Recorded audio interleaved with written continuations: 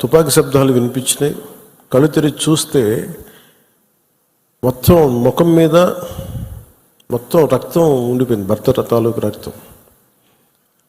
ఎంత క్రూరంగా చంపారంటే, నేను వైజాగ్ కూడా వెళ్ళాను చంద్రమౌళి గారి ఇంటికి. ఎక్కడ తల ఉండాల్సిన చోట తల లేదు. 35 బుల్లెట్లు 40 బుల్లెట్లు దింపారు తలలో, ర్యాపిడ్ ఫైర్ తోటి, ఆటోమేటిక్ గన్స్ తోటి. అంత దారుణంగా క్రూరంగా చంపేశారు. యుద్ధం ఎప్పుడు ఇంకొక ఆయుధం పట్టుకున్నవాడితో చేస్తాం, కానీ నిరాయుధులైన ఎంత నమ్మకం లేకపోతే కాశ్మీర్కి వెళ్తారు. 22-23లో దాదాపు 2 కోట్ల మంది వెళ్ళొచ్చారు. అది ప్రెసిడెంట్ పాలన ఉన్నంతకాలం వచ్చారు. మొన్న పాలన మారగానే అప్పటికి చాలాసార్లు ఎన్నికలు ఇంకా సంసిద్ధంగా లేదు కశ్మీర్ అని చెప్పినా కానీ కొన్ని పరిస్థితుల వల్ల కుదరలేదు, రాజ్యాంగ పరిస్థితుల్లో. ఇంకా ఉండదు అని చెప్పేసి మళ్ళీ ఎప్పుడైతే రాష్ట్ర చేతికి వెళ్ళిపోయిన పగ్గాలు, మళ్ళీ ఈ తీవ్రవాదులు విజృంభించి చాలా కోల్డ్ బ్లడెడ్గా చంపేశారు అందరూ. మీరు ఊహించుకోండి, మనందరం ఒక సాయంత్రం అంటే మనకి కాశ్మీర్కి మనకి ఏంటి సంబంధం అనుకుంటాం. గ్లోబల్ విలేజ్ని మాట్లాడుతున్నాం, ప్రపంచాన్ని. అమెరికాలో చిన్నపాటి ఇన్సిడెంట్ జరిగితే దాని ప్రకంపనలు ఆంధ్రాలో కూడా ఉంటాయి. It's become a global village.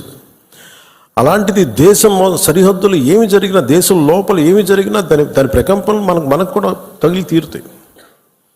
Maybe ఒక సగటు మనిషిగా బతికే మనకి అంత అవసరం లేకపోవచ్చేమో, కానీ మామూలు మనిషికి అవసరం లేకపోవచ్చేమో, కానీ బీయింగ్ ఎ పొలిటికల్ పార్టీ,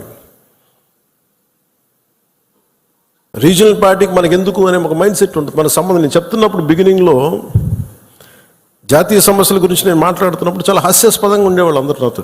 నీకెందుకు ఇవన్నీ స్టేట్స్ విషయాలు చూసుకుంటే, state is a part of the country కదా, state is a part of the nation. How do we ignore? కానీ ఈ లిమిటెడ్, ఈ తక్కువ స్థాయి ఆలోచన విధానంతో మనం ఎప్పుడు బయట ఆలోచించాం, పరిధి దాటి ఆలోచించాం. సో ఇప్పుడు నేను ఆ దేశం కోసం ఎందుకు ఇంత తపన పడతానంటే, if borders are not secured, Kashmir Bharatadesam దాడితే పాకిస్తాన్ వస్తుంది. ఆ హద్దులు బాగలేనప్పుడు దాని ప్రకంపనలు ఇక్కడ దాకా వస్తాయి. మియాన్మార్లో గొడవలు జరిగితే మనకి ఎందుకు అనుకోవడానికి లేదు. అక్కడి నుంచి రోహింగ్యాస్ వచ్చేసి ఇక్కడ మనకి ఆంధ్రాలో కూడా ఉంటారు చాలామంది.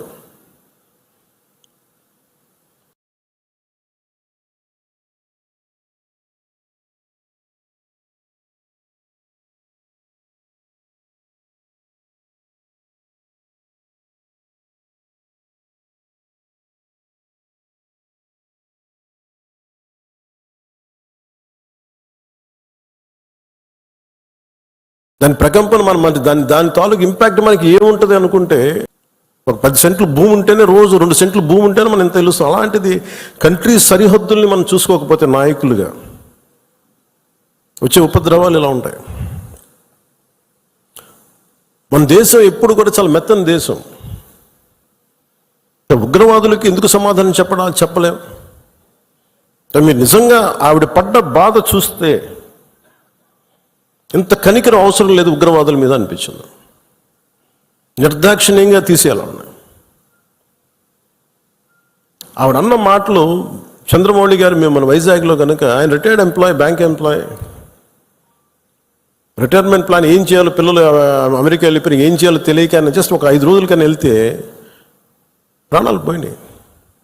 మీరు ఊహించుకోండి, మన సరదాగా చాట్ తిందామని చెప్పి హైదరాబాద్లో గోకుల్ చాట్కి వెళ్తే బాంబ్ బ్లాస్ట్ జరిగింది, ప్రాణాలు పోయినాయి.